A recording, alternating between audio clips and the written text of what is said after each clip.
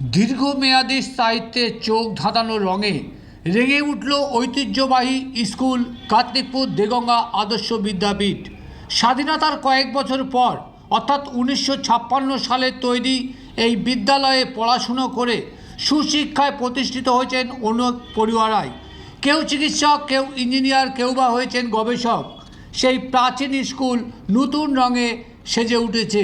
তবে স্কুলের পাঁচিলের গায়ে অন্যের মালিকাধীন জমির উপর বেড়ে ওঠা গাছগাছালিতে ক্ষতিগ্রস্ত হয়েছে স্কুলের ইটের তৈরি পাঁচিল।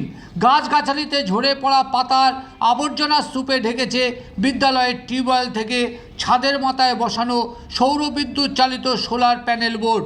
স্কুলের সম্পদ বাঁচাতে বিদ্যালয়ের ভারপ্রাপ্ত প্রধান শিক্ষকের আবেদন, স্থানীয় পঞ্চায়েত প্রশাসন এগিয়ে আসুক। শুনুন কি আবেদন রাখলেন তিনি, পাশাপাশি স্কুল কর্তৃপক্ষের আবেদনে কি সাড়া দিলেন তাও শুনুন এই ভিডিওতে। দেখুন দেগঙ্গার কার্তিকপুর আদর্শ বিদ্যাপীঠের সেই ছবি। রান্নার কলের যে জায়গাটা, এই জায়গাটা অপরিষ্কার থাকে কেন? আমাদের প্রত্যেক শুক্রবার করে আমাদের পরিষ্কার করার লোক আসে। তো এখন বসন্তকাল, মানে পাতা ঝরার সময়, প্রত্যেক দিন আমাদের এই পাশের গাছ থেকে পাতা প্রত্যেক দিন পড়ছে। প্রত্যেক দিন তো পরিষ্কার করা সম্ভব নয়।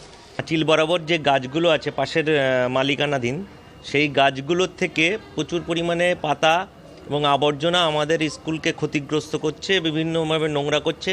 এবং উপরে আমাদের ছাদের উপরে যে সোলার প্যানেল রয়েছে সেগুলোকে ঢেকে দিচ্ছে গাছগুলো।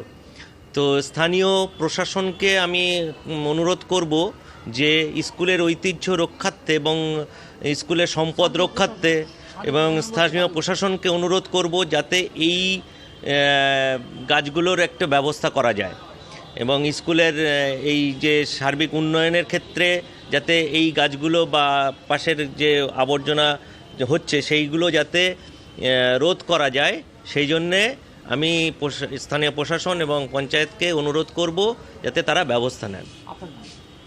আমার নাম প্রণব মণ্ডল, আমি স্কুলের টিআইসি। দেখুন, স্কুলটা হচ্ছে আমাদের এলাকার মধ্যে, আমরা ওই স্কুলেরই ছাত্র ছিলাম। স্কুল যাতে ক্ষতিগ্রস্ত না হয়, যেটা আপনাদের সংবাদ মাধ্যমের মাধ্যমে উনি আবেদন করছেন। তো যদি আমাদের দেগঙ্গা 1 নম্বর গ্রাম পঞ্চায়েতে উনি যদি আবেদন করেন, নিশ্চয়ই তার যেটা আমাদের প্রশাসনিকভাবে যেটা দেখার দায়িত্ব এবং আমাদের কর্তব্য, আমাদের পঞ্চায়েত অবশ্যই সেই ব্যাপারটাকে দেখবেন এবং তার সুষ্ঠু সমাধান করে দেবেন।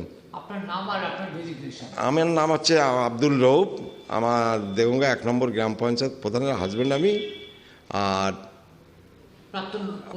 প্রাক্তন প্রধান, এবং আমি ওই স্কুলের ছাত্র ছিলাম।